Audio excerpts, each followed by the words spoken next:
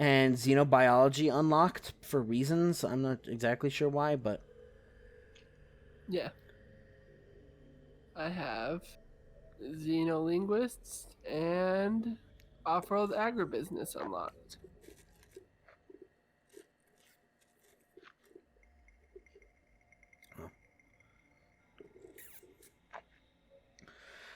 So you can have diplomacy with minor civilizations and pirate leagues, and you can have infinite supermarkets. Wow. So yeah, what I would do, because we're doing, well, it's totally up to you what you decide to do. I... So full military and nuke everyone. Well, that's not how that works. Because if you look Sorry. at empire development, you need ship chassis. So you can get like all these upgraded like weapon slots and all that stuff, but you need to improve your empire development in order to be able to field bigger and bigger ships. So like right now you have a scouting vessel and you have a colonizer, and that's it. If you go to tier 2, I think empire development around I think efficient shielding, it might be different for you. Because I have special... Because basically a lot of my things are like terraforming, right? Like for you would be like terraforming like, oh, like a cold planet into like a tropical planet. For me, it's the exact opposite. I can't inhabit like Terran or like, tropical planets. I can only inhabit like barren, lava planets, ice planets, stuff like that. Because my people don't like life. Because they come from a different dimension. So a lot of things are inversed for me. And there's different lore. Yeah. So it'll be like, hey, my people are confused by, like, atoms and all that stuff. Because it's like, we don't have atoms where we're from. So... because we live in... we come from... Kores, I think it's called? Yeah, Kores. Which is a giant, like, white dimension. Here, I'll link you the intro video.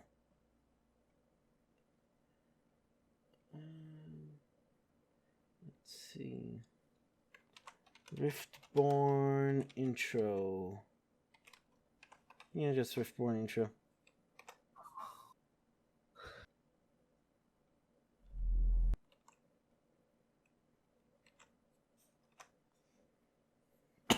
So just watch that to see, like...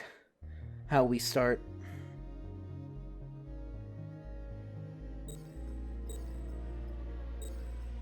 Also, truce. Is that okay? I guess. I mean, I can kick your ass, by the way, because Riftborn... That's what Riftborn are have the strongest ships. But the difference is my population can't grow. I have to build my population. Because I have to build chassis for them.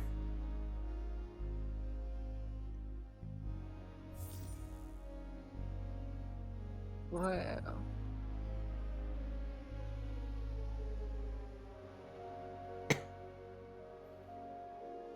So yeah, basically my dimension is being infected by this dimension. Yeah.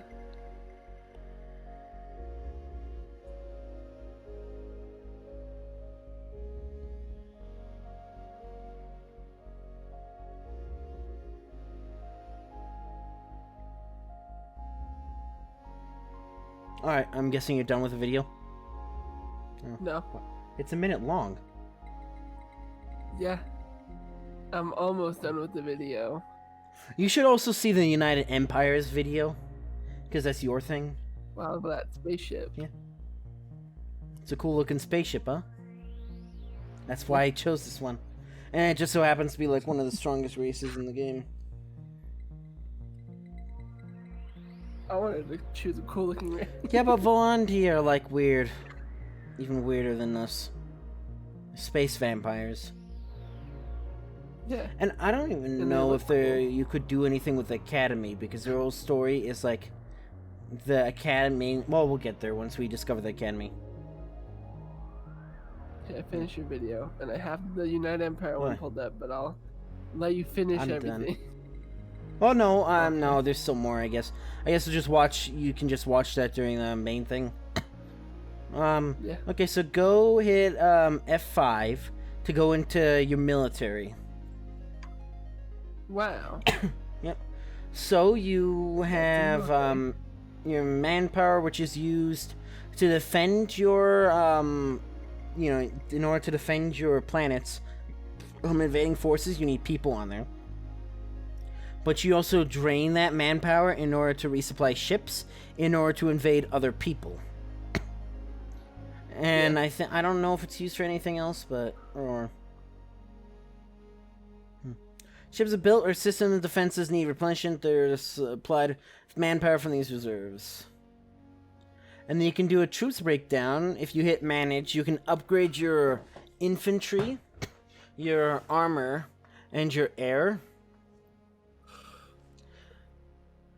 So you can make it so that they have more health or something.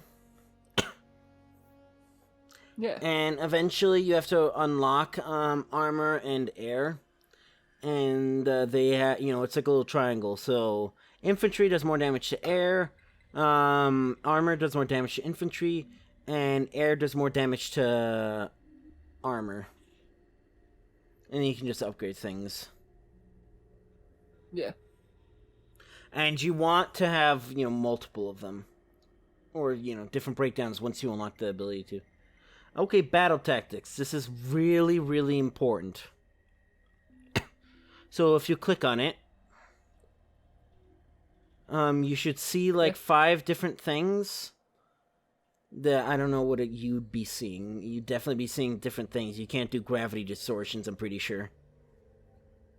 Let's see. Turtle, power shields, plasma distortion, take trophies, gravity distortion. Really? That's weird. Yeah. I thought that would be me. But you basically, whenever there's a battle, so if you notice on the top, there's like 3 lines. And that determines where, your little, like, sub-fleets, your flotillas are. So whether your flotilla is farther away, whether they're, in middle distance, or whether they're close. And you can set it so that, ships that are better in one thing will automatically, like, disperse into that. But, so, like, personally, I get rid of take trophies and I put on, like, gravity distortion or something. Yeah. I have, so what it started out as is turtle, power shields, and plasma distortion are all there. And then take trophies and gravity distortion are in the, like, deck. So you can take it out of the deck and put it in there. And then every 10 turns you can switch, or you can pay, like, an absorbent amount of influence. And this matters later, because in my first game, I was fighting against, I believe they're the Volandi, and they have a card that makes it so that, like, every single critical hit they do does, like, 3 times extra damage. And they had built their ships to have, like, a 60% critical hit chance. So even though my fleet was, like, 3 times as powerful as theirs, I got wrecked. But there's a card that disables critical chance on both sides. So if you put... So I went later and I got that card. So then it deleted critical chances. So I won then. So that's when it matters. There's behemoths, which are basically like big ships that you can... They're like super staples, really. Like they literally look like staples. Yeah. And I was looking at those. And you can you can basically make like a scientific, a military, and an economic one, which does various different things. Scientifics are for a certain type of system that you can't colonize, but it's like, oh, here's a black hole, and your influence grows. We'll get to that later. But you can have a limit. You can increase that limit, but it makes all of them cost more. You can eventually upgrade them to juggernauts, which are really powerful ships that are in your fleet. Obliterator cannons, which literally shoot like bullets that blow up systems, but they have to travel across the galaxy. And then citadels, which basically form a shield to block the big shot, the obliterator shots, as well as make it harder for that system to be taken. Because it makes it so that you can't, like, damage the troops. Because you can, like, siege troops in order to kill them over time. Without having to, like, land armies. but Citadel stops that and increases like how much defenses it has, and gives a couple buffs to like industry, like food and all that stuff that you're making. And then ship designs. So hit edit on whatever your colony ship is. Should be your first one. It's the settler. Okay. So you should be able to see. So you'll have the name. You'll have its whole class, which literally is just a colonization class. Its size. So there's only so much command points, but the command points don't matter right now. Its role, its bonuses, so it'll be a little faster probably. How much industry you need to have in a system to build it. So like if you have 10 industry, it'll take you 23 turns in order to build a settler probably. I don't know if yours are different. Mine's 230 industry to make one. Mine's 143. Well, I can probably guess why though. You have your upkeep. And then you can see how much, like, your reserves and then your strategics. I would click on the two things, so you should see, like, a movement thing and a colony ship icon flag, whatever.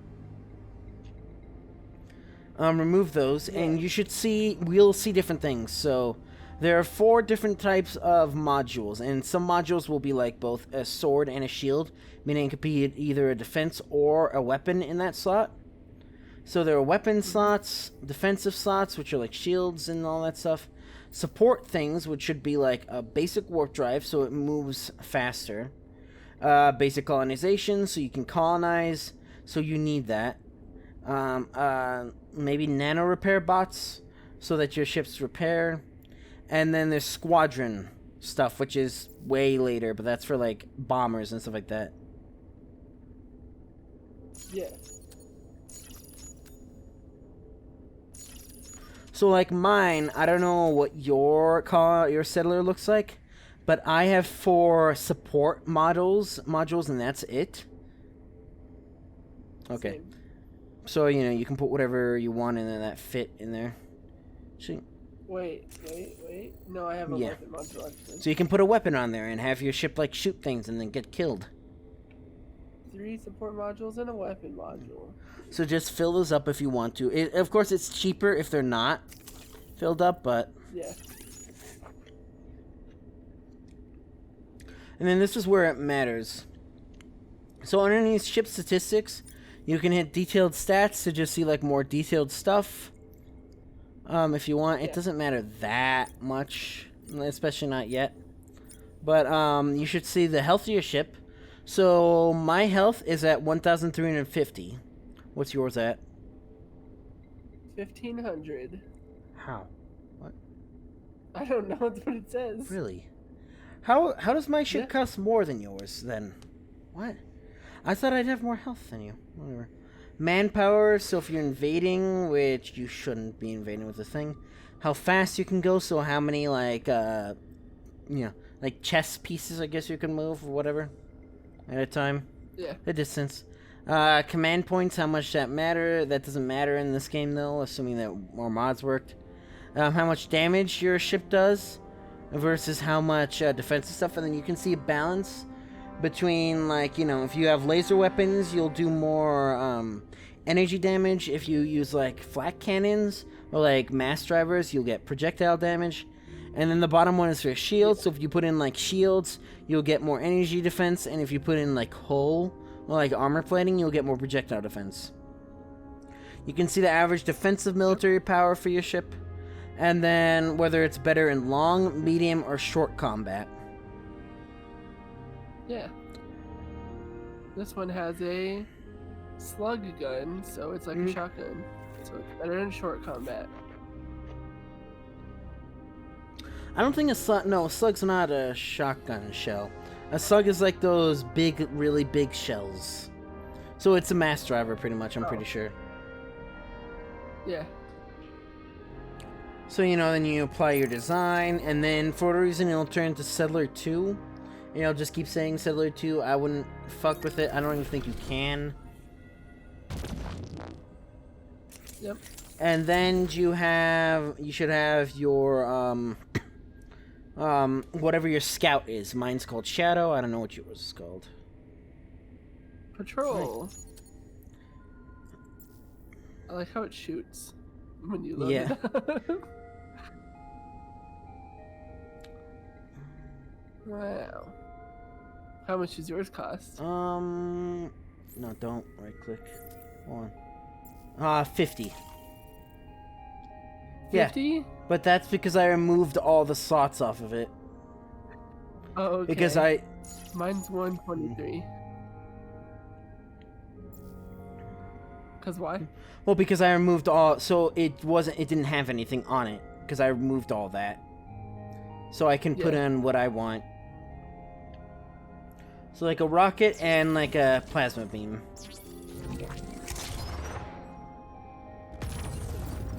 And then I don't have any shielding. You can put a warp drive, so I'll put 2 warp drives. And that's my Shadow. Nice. Okay, we've been over hero things. We don't have any quests yet, and you have not met any empires, so there's no diplomatic status. So when you're done, tell me when you're done messing with your patrol. Your patrol ship. Did you? Okay. So hit escape. Yeah. And you should see your nation, you know, your star thing or whatever. Click on the name of your empire. Oh god. The name of your planet. And you should go into a system management thing. Yep. So you should see how many planets? 4. So The 3 of them are inhospitable. So what types are they? Toxic, desert, and ash. And then like temperate or something for your main one? Terran. Temperate and fertile. So I have 1 ice, 2 snows, and 1 toxic, and all of them I can colonize, so hooray for me. Oh. But so when you hover over it, you'll see cold, and sterile, or like cold and nothing, and temperate and sterile. That depends on like specializations. It matters. It also matters on the tendency of like whether a planet is better at like sterile planets are better at having dust production, whereas of course Terran planets are better at having food production.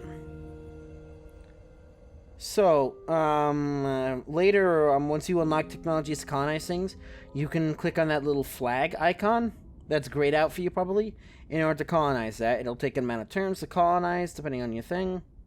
You should be able to hover over your planet that has people, and you should be able to grab the little, like, cards that are on there that show your people. And you can move them between various colonies, or into a spaceport when you get there. You should be able to see how much food your nation produces, how much industry, how much dust you're producing, how much science, how much influence, and then any strategic resources or / anything luxuries if you have them. Which you shouldn't. I don't think you should. Nope. Yeah, on the left you can see the type of colony you have. So it should be a colony 1. You should be able to see defenses, so you should have like a 200 out of 200 or something. Fences. 220 out of 220. You can see, more production and all that stuff. Automation, if you want to do that. You can see your system population growth. So that has to hit like a certain like stock amount, and it grows by a certain amount. So like I get 8 growth. So it'll take me 38 turns before I get a new person. Yep. Same. You should have system approval. Domestic surveillance. Yeah. So sleeper reintegration. Yep. We will get to that. That's penumbra stuff. But you do that, it makes people as hell happy, but it lets you get rid of sleepers. Which is important if you don't want another nation to overthrow your government. Eh. If they say please, maybe.